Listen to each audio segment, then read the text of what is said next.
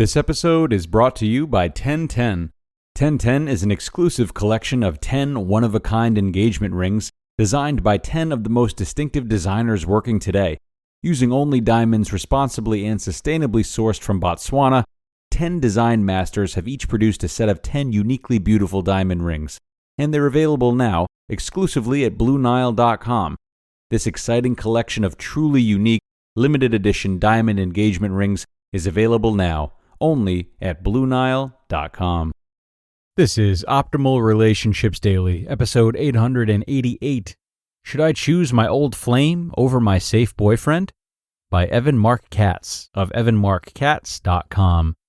Hello, everybody. As I said, this is Optimal Relationships Daily, and I am your host and narrator, Greg Audino. I'm here with you every weekday to read great relationship content to you, and today I'll be reading from Evan Marc Katz's blog. Evan's blog really serves as an advice column, and if you are into advice columns, just a reminder that I host Optimal Living Advice, also in the OLD network, a show on which I take listener questions and answer them on the show using my background as a life coach and a dating and advice columnist.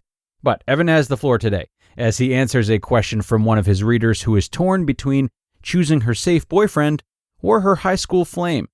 It's not uncommon to feel these types of temptations in relationships, so let's see what Evan has to say about it and start optimizing your life. Should I choose my old flame over my safe boyfriend? By Evan Marc Katz of EvanMarcKatz.com. Evan, I've been involved with Ken for 2 years.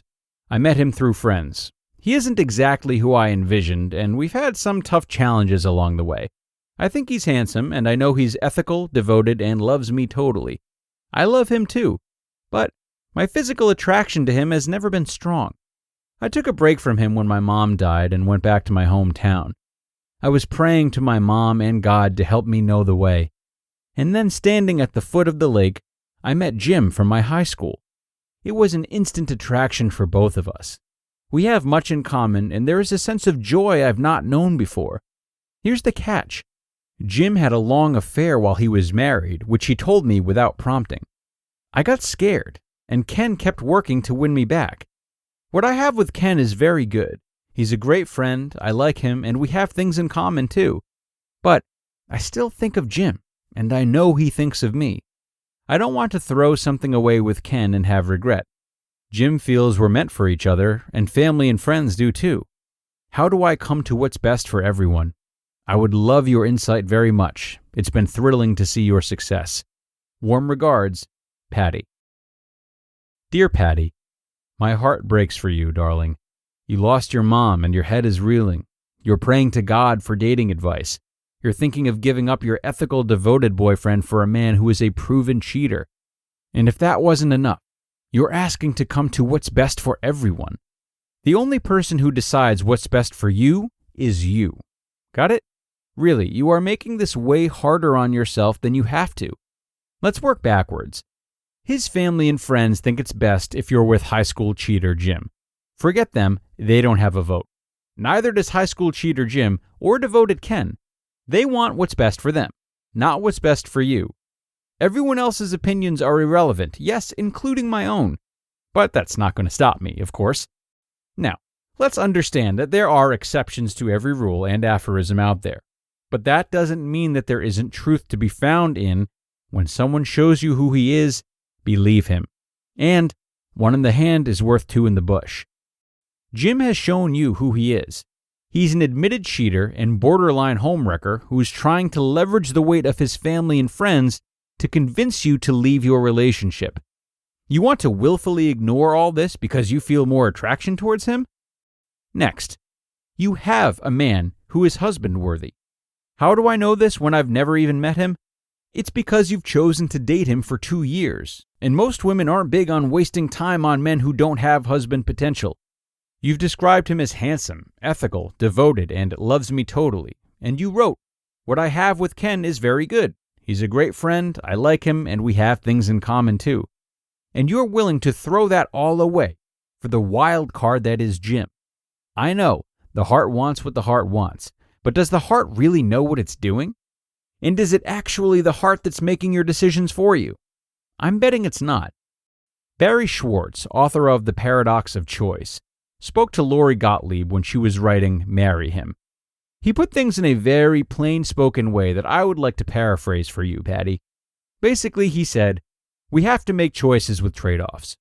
When you find an amazing guy like Ken, who may be an 8 on a 1 to 10 scale, you think of him as marriage material. But then, after a few years, you get accustomed to him. You see his flaws. He becomes more predictable and less exciting. Suddenly, your feelings drop from an 8 to a 6. You start telling yourself that you could do better. And along comes a guy like Jim. Your attraction to him makes him feel like a 10. You make your decision. You're going to toss out your 8 who's turned into a 6 for an exciting, passionate 10. Congratulations. What you haven't calculated is this. Your 10 is going to have his own set of issues which you may or may not be able to deal with on a daily basis. Attraction is not a solid foundation for a long-term relationship. Good communication and shared values is a much better predictor of success. So you may be thrilled to get that extra rush of dopamine that comes from your initial attraction to Ken, but one day, that feeling is going to subside for both of you. Alas, your 10 will magically morph into a 6 as well.